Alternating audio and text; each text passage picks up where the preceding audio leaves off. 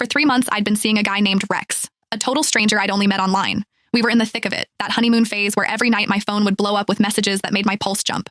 Miss you, sweetheart. Dreamt of you again last night. You were all over me begging for it. I was about to suggest we finally meet. But then he sent me a picture, a casual shot of his desk, and I saw something familiar, the crest of the Falcone crime family. And I work for a company owned by the Falcones. For 3 months, I'd been sexting a dangerous man, a made man in the mafia, who could be right under my nose. And just when I was trying to figure out who he was, I saw them. The custom black onyx cufflinks I'd picked out for Rex.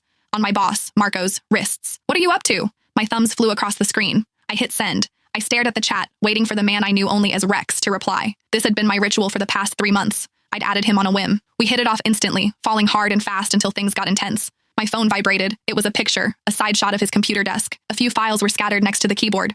Working and waiting for a text from my sweetheart. A smile crept onto my face. This man knew exactly how to make me blush with just a few words. Maybe it was time to take this offline, to finally meet in person. But as I was about to type my reply, my fingers froze. Bottom right of the photo, on the corner of a folder, was a sliver of a metal pin, a falcon with its wings spread. The Falcone family crest, the same mafia that owned the company I worked for. My online boyfriend was one of them. I stared at the screen for a full 10 minutes, my mind blank. My thumbs hovered over the keyboard. Babe, what do you actually do? Are you with the Falcones? I typed the words, then deleted them, over and over. I didn't know what to say. If I asked, he'd ask right back. He'd want to know where I was. He'd find out I worked for a Falcone company. He would come looking for me. And then what?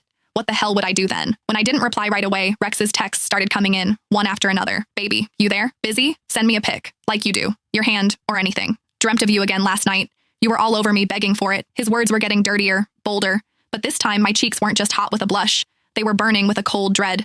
For 3 months, I thought I was talking to some normal businessman, a guy who was exciting and new, but safe. I might work for the mob, but I never, ever wanted to be with a mobster. That was a death wish. And to think I'd been trading my deepest fantasies and whispering my secrets to a made man. My phone buzzed again, a voice call. I couldn't answer. He'd hear the panic in my voice.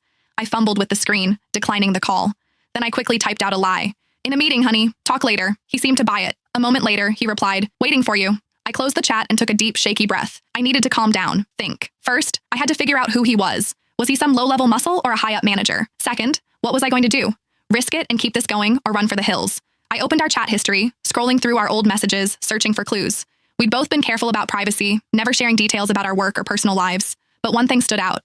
He'd once sent me an Abby pic from a gym mirror. His stomach was perfectly defined, and just below his left ribs, there was a black tattoo. It looked like some ancient, cryptic symbol, all sharp lines and mystery. It was the only identifying feature I had. The problem was, I couldn't exactly start ripping open shirts at headquarters to play a game of Find the Tattoo. Back at my desk, I scanned the office. Men in expensive suits with stone-cold faces prowled the halls. Any one of them could be Rex. My only saving grace was that I'd never sent him a picture of my face. He couldn't recognize me. I opened our chat history again.